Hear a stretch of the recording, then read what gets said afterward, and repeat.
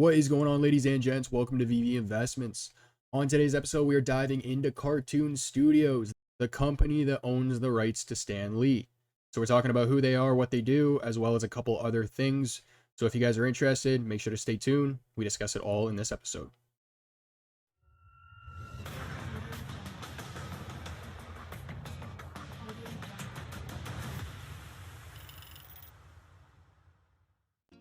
So yesterday we had a community update that was done from VeVe.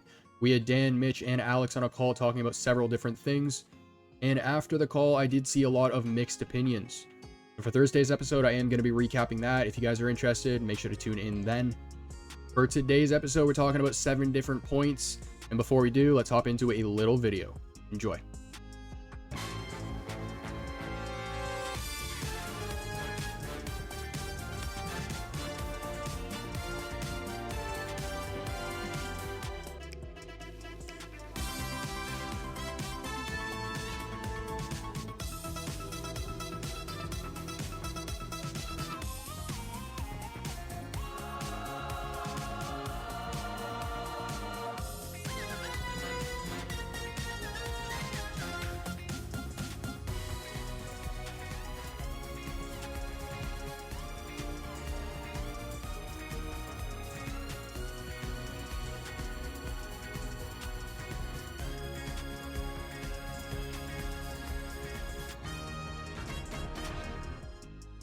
So Kartoon Studios is going to have their headquarters in Beverly Hills with other offices in New Jersey, Toronto, Vancouver, and London.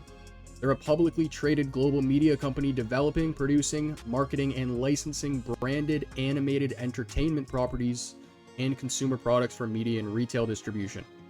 So they actually own a catalog of more than 3,800 episodes of animated programming, and they have more than 20,000 animated episodes under their license to Toon Media Networks.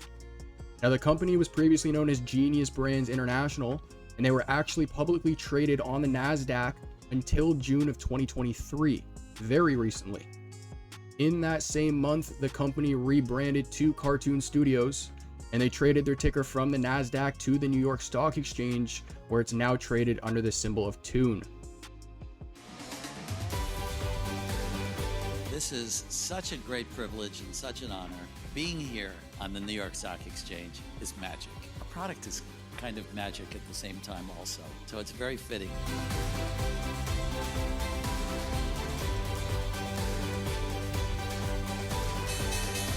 All the things we do are ideas that are for children that can hopefully not just entertain them, but leave them with something afterwards that can make our world a better place.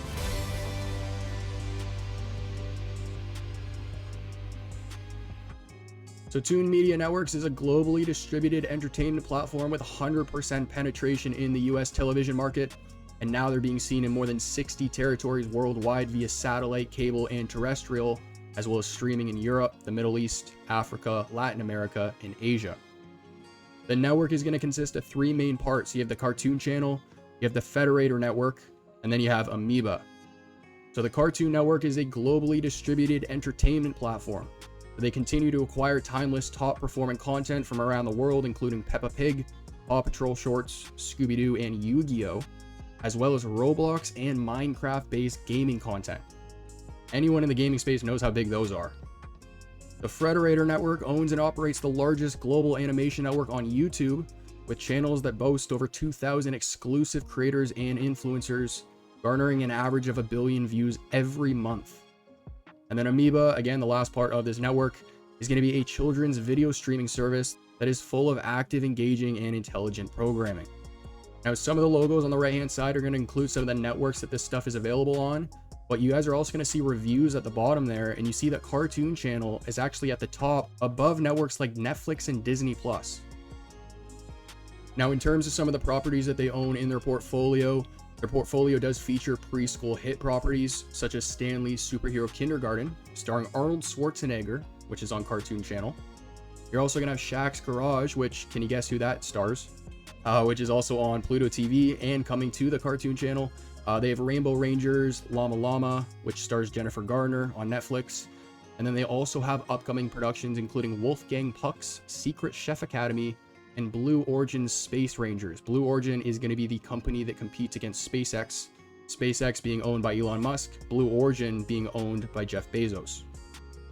Now, the company does also support the production of hit titles including Coco Melon Shorts, Barbie, Octonauts, which was recently nominated for 2 Children's and Family Emmys, as well as original IP titles including DreamWorks' Team Zenzo Go, The Guava Juice Show, and Bee and Puppy Cat. I have no idea what any of those are.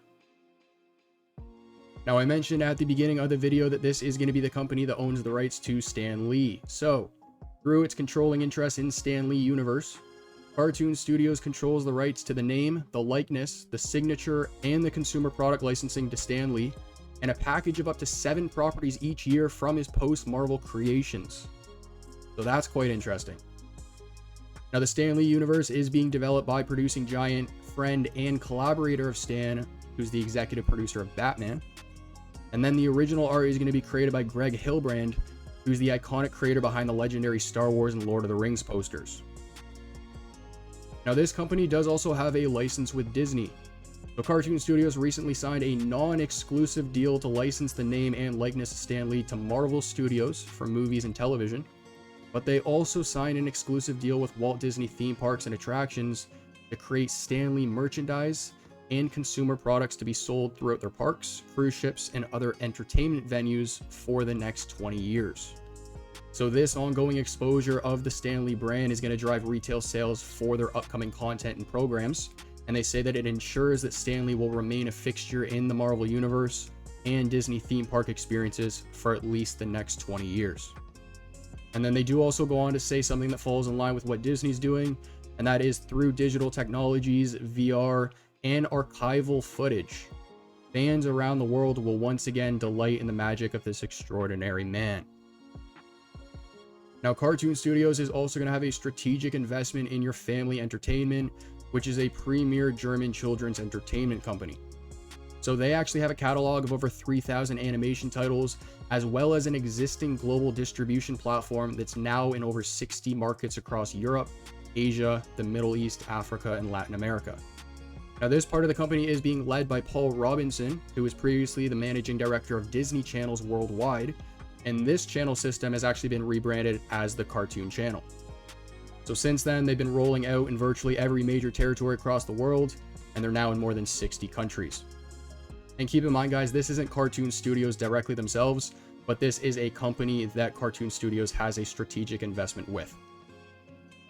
And last but not least, they also talk about something called WoW Unlimited Media. So WoW Unlimited Media was actually acquired in April of 2022, and its integration into the Kartoon Studios family has been extremely successful since.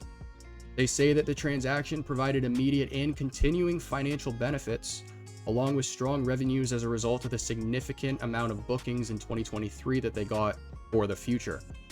Since the acquisition, the company is benefiting from the combined synergy, which has resulted in increased margins and added significantly to their overall bottom line. The result of this is they now have an end-to-end animation ecosystem that has produced many profitable titles. They say it represents a major success for their Frederator approach, which is first developing a show on YouTube and then successfully migrating it over to more commercial platforms that help broaden the show's appeal. So we just talked about how the Your Family Entertainment Company is a strategic investment for Kartoon Studios.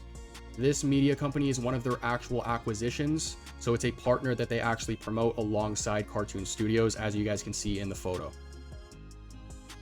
Ladies and gents, that's going to conclude today's episode. I hope you enjoyed.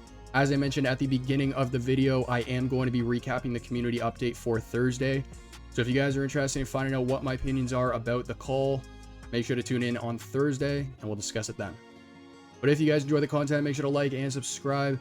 Comment down below what you want to see in a future episode. And as for our next, I'll catch you then.